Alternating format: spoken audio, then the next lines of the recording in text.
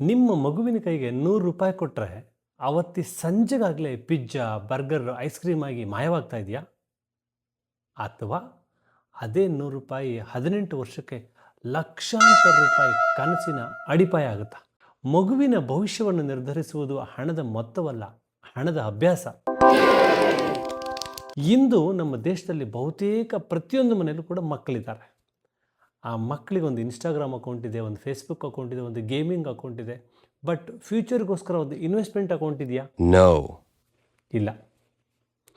ಹುಟ್ಟಿದ ದಿನದಿಂದಲೇ ಇವತ್ತು ನಮ್ಮ ಭಾರತೀಯರು ಅಜ್ಜ ಇರ್ಬೋದು, ಅಜ್ಜಿ ಇರ್ಬೋದು, ಚಿಕ್ಕಪ್ಪ ಇರ್ಬೋದು, ಮಾವ, ದೊಡ್ಡಮ್ಮ, ಸಂಬಂಧಿಕರು ಪ್ರೀತಿಯಿಂದ ಮಗುವಿನ ಕೈಗೆ ಹಣ ಕೊಡ್ತಾರೆ.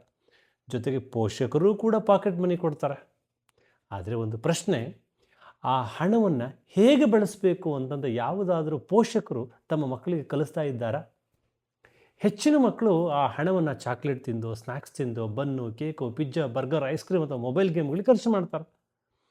ಇದು ಮಕ್ಕಳ ತಪ್ಪಲ್ಲ, ಅವರಿಗೆ ಯಾರೂ ಹಣದ ಶಿಕ್ಷಣವನ್ನು ಕಲಿಸಿಲ್ಲ. ನಾನು ನನ್ನ ಮಕ್ಕಳಿಗೆ ಒಂದು ಸರಳ ಅಭ್ಯಾಸವನ್ನು ಕಲಿಸ್ತಾ ಇದ್ದೀನಿ.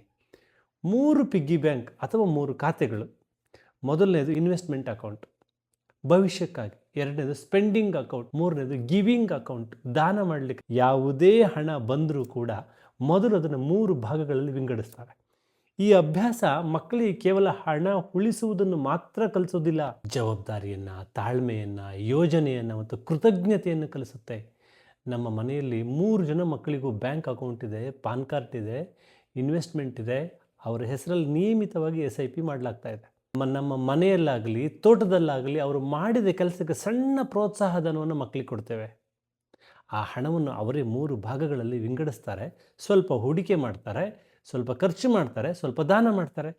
ಹೀಗೆ ಬೆಳೆದ ಮಗು 18 ವರ್ಷಕ್ಕೆ ಕೇವಲ ದೊಡ್ಡ ಮೊತ್ತ ಅಲ್ಲ, ಒಂದು ದೊಡ್ಡ ಆರ್ಥಿಕ ಮನಸ್ಥಿತಿಯನ್ನು ಸಂಪಾದಿಸಿರುತ್ತೆ. ಏಕೆಂದರೆ ಸಂಪತ್ತು ಮೊದಲು ಬ್ಯಾಂಕ್ ಖಾತೆಗಳಲ್ಲಿ ಹುಟ್ಟೋದಿಲ್ಲ, ಅದು ನಮ್ಮ ಮನಸ್ಸಿನ ಅಭ್ಯಾಸದಲ್ಲಿ ಹುಟ್ಟುತ್ತೆ. ನಾನು ಹೇಳ್ತಾ ಇರೋದನ್ನು ಎಲ್ಲರೂ ಇದೇ ರೀತಿ ಮಾಡಬೇಕಂತ ಯಾವುದೇ ನಿಯಮ ಇಲ್ಲ. ಇದು ನಮ್ಮ ಕುಟುಂಬದಲ್ಲಿ ಅನುಸರಿಸ್ತಾ ಇರತಕ್ಕಂಥ ಒಂದು ವಿಧಾನ ಅಷ್ಟೇ. ನಿಮ್ಮ ಕುಟುಂಬಕ್ಕೆ ಸೂಕ್ತ ಅಂತ ಅನಿಸಿದರೆ ಅಳವಡಿಸ್ಕೊಳ್ಳಿ. ಹಾಗೆಯೇ ನಿಮ್ಮ ಮಕ್ಕಳಿಗೆ ಹೂಡಿಕೆ ಮಾಡುವ ಆಸಕ್ತಿ ಇದ್ದರೆ ಚೈಲ್ಡ್ ಗಿಫ್ಟ್ ಫಂಡ್ ಅಂತ ಮೆಸೇಜ್ ಮಾಡಿ. ಇದಕ್ಕಿಂತಲೂ ಇನ್ನೂ ಹೆಚ್ಚಿನ ಆಲೋಚನೆಗಳಿದ್ದರೆ ದಯವಿಟ್ಟು ಕಮೆಂಟ್ ಬಾಕ್ಸಲ್ಲಿ ಕಮೆಂಟ್ ಮಾಡಿ. ಕುಟುಂಬದ ಹಣಕಾಸು ಶಿಕ್ಷಣದ ವಿಡಿಯೋಗಳಿಗಾಗಿ ನಮ್ಮನ್ನು ಫಾಲೋ ಮಾಡಿ, ಶೇರ್ ಮಾಡೋದನ್ನು ಮರಿಬೇಡಿ.